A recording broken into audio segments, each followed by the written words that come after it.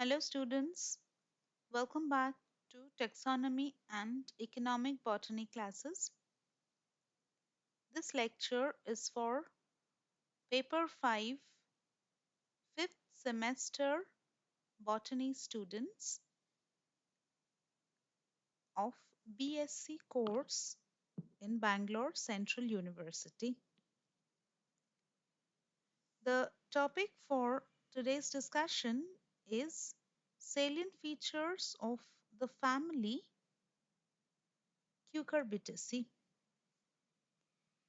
Cucurbitaceae belongs to Metaclamidae.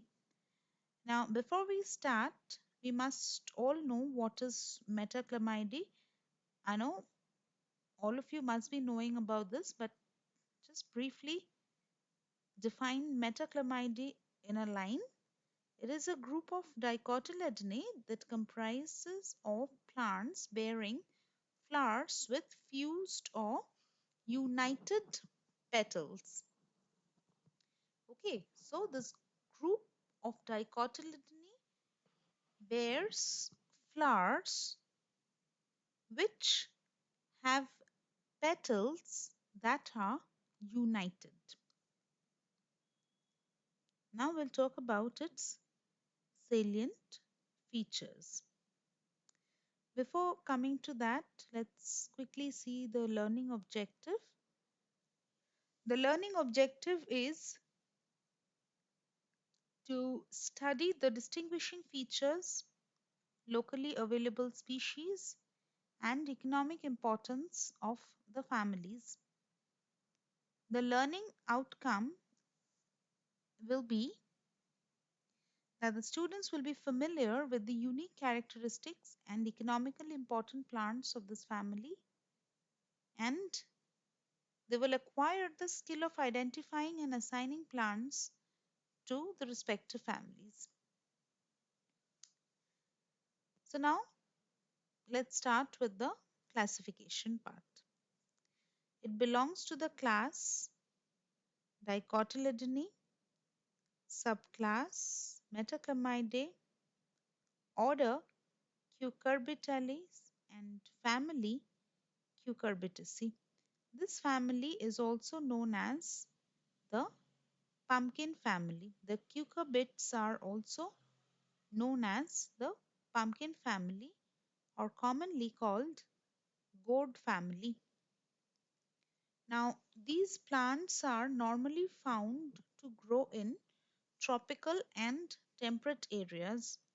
The family has 110 genera and more than 850 species, out of which 37 genera and 100 species are found in India. As I've just said, the members are normally found in tropical regions and some are also found in the temperate region. Now let's come to the key characters of this family.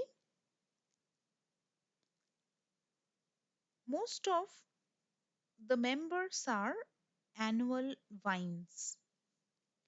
Okay, they are climbing or they have climbing or prostrate uh, shoots or plant bodies that have tendrils. Look at this picture. These are the tendrils that are found in the plant. The leaves are exstipulate, that means stipules are absent, palmately lobed, weak stemmed plants with extra axillary or leaf opposite tendrils. The flowers are unisexual, pentamerous, monoecious, or less commonly dioecious. Basically, they are monoecious, less commonly dioecious. Stamens are 3 to 5 in number. They show a tendency towards fusion, that is, synandrous, anther lobes curved Anthers free or connate. Ovary inferior, trilocular with parietal placentation. Fruits are pepo, seeds are non-endospermic in nature. Now let's talk about these features in little more detail. Let's start with habit. They are mostly annual or perennial, herbaceous in nature, rarely shrubs. Acanthocyceos is an example of a shrubby member of Cucurbitaceae. Small trees are also found. Please note the examples. Dendrocyceos. They're usually trailing in nature, climbing by means of tendrils. So tendrils provide the support required for climbing. The roots are generally taproot, branched, may be thickened due to storage of food and water.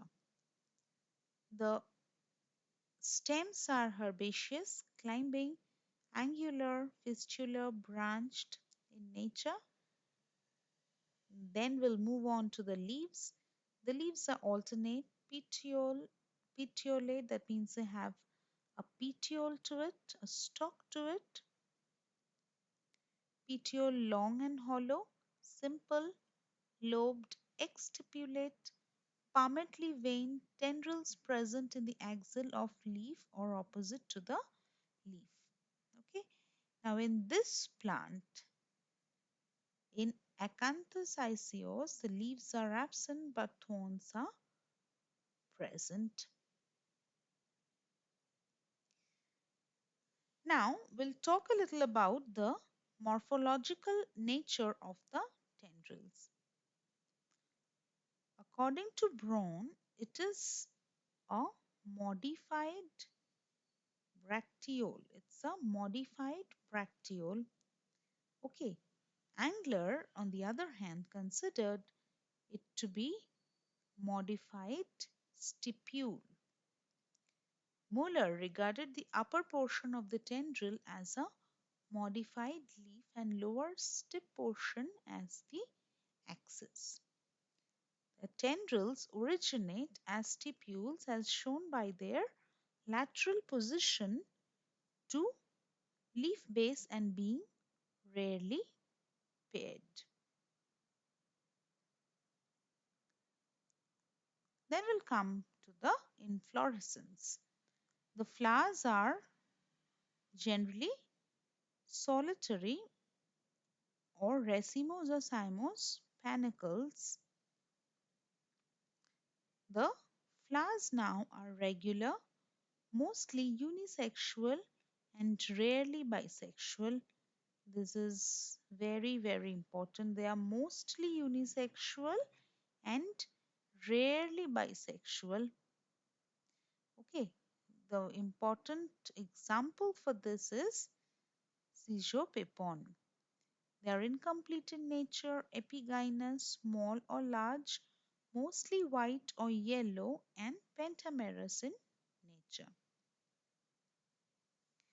Coming to the male flower, they are produced in large numbers. Male flowers are always more in number. See, this is a typical male flower in this family. Calyx sepals are 5. Gamosepalous sepals pointed, rarely petaloid, campanulate, estivation, imbricate. Corolla petals are 5. Okay. Petals are 5. Gamopetalous united at the base in Momordica or throughout united in Cucurbita coccinea. Polypetalous in Lupha laginaria. May be campanulate, rotate.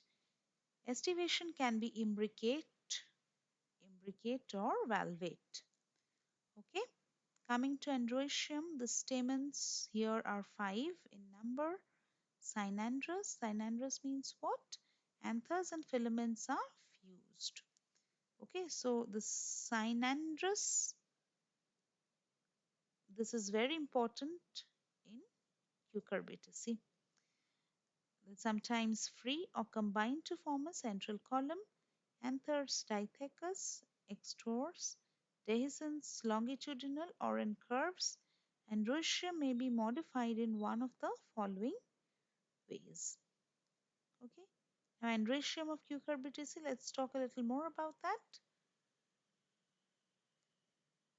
Aldianther, two pairs of stamens are closely approximated in the lower part of their filaments and the fifth stands apart. In Syncytium, the pairs of stamens are united below. In Momodica, citrullus, the union of pairs of stamens is complete and apparently only three stamens are present. In Syceos and Setium, the filaments unite to form a central column and the anthers are very much curved. In Cyclanthlyra, the stamens are united into a central column with two rings like pollen chambers running around the top. In Favilia, a polyandrous condition is found with all the five stamens free and alternating to the five free petals. This is a primitive genus. Okay. Now coming to gynoecium, it is reduced or rudimentary or absent. Now we'll move on to the female flower. They are fewer in number. You must keep in mind, as we have just discussed, male flowers are more in number, whereas the female flowers are fewer in number than the male flowers. The calyx here, if we talk, the sepals are five: gamosepalous, calyx tube adnate to the ovary wall, estivation is imbricate and superior.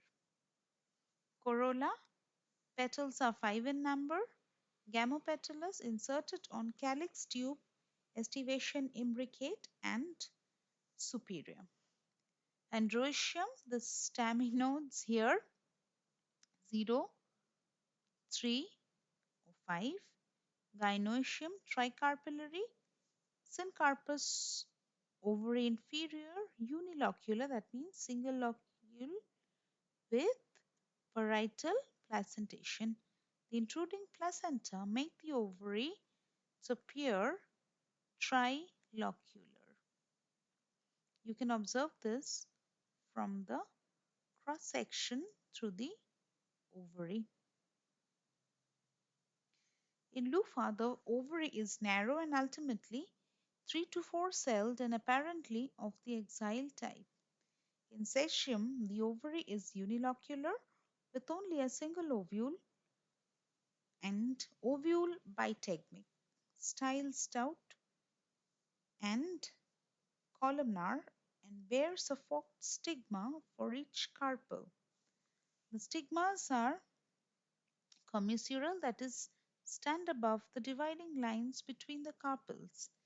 This is explained by assuming that each is a joint structure and composed of a branch of the stigmas of two adjacent carpels. The fruits are soft, fleshy, indehiscent, and either a berry or pepo. Fruit sometimes very large in size, citrullus, cucurbita, all these have very large fruit. In Igbellium, the fruit is highly turgid when ripe and dispersal occurs by explosion. The seeds are exalbuminous, flattened, numerous, embryos straight, cotyledons are large and oily. pollination is entomophilous. Now these are the floral formulae for male and female flower.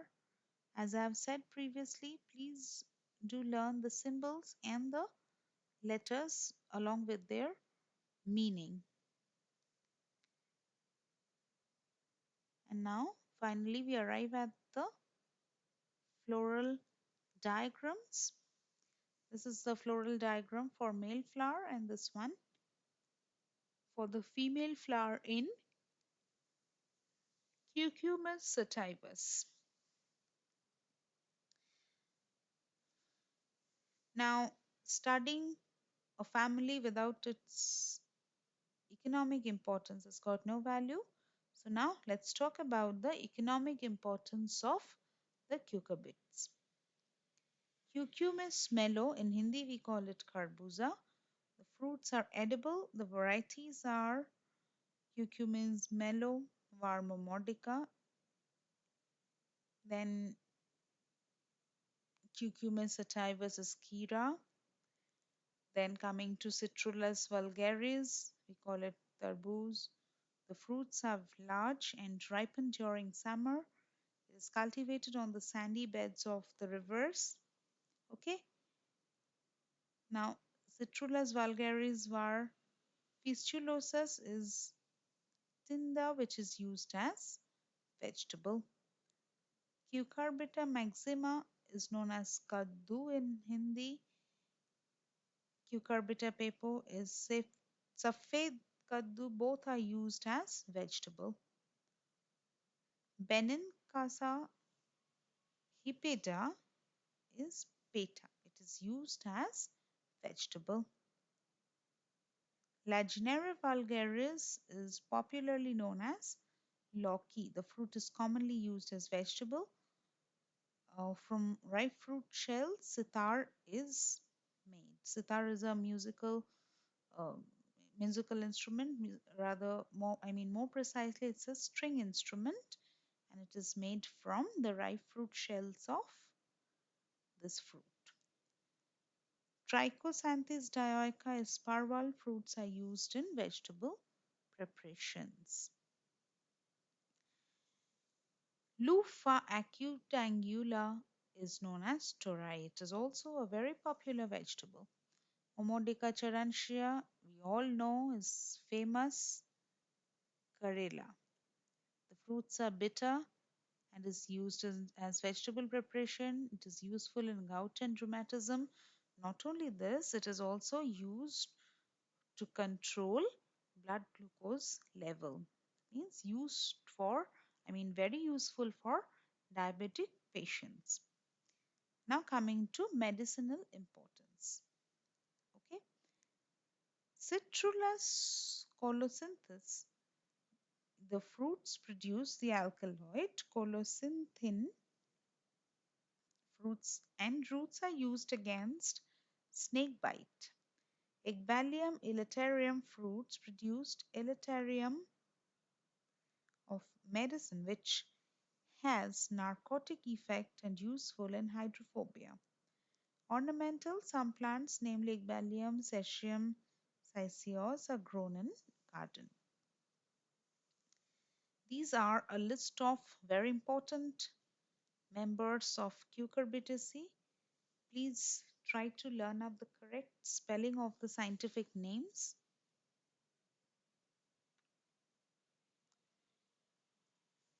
As I've said earlier, a lecture is never complete without answering some very easy multiple choice questions.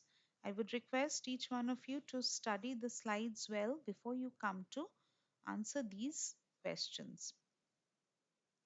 This is like self-assessment, how much you have learned, how much you can answer without looking into books. The flowers of Cucurbitaceae they are epigynous in nature. Then the filaments and anthers are fused to form a common structure called option A.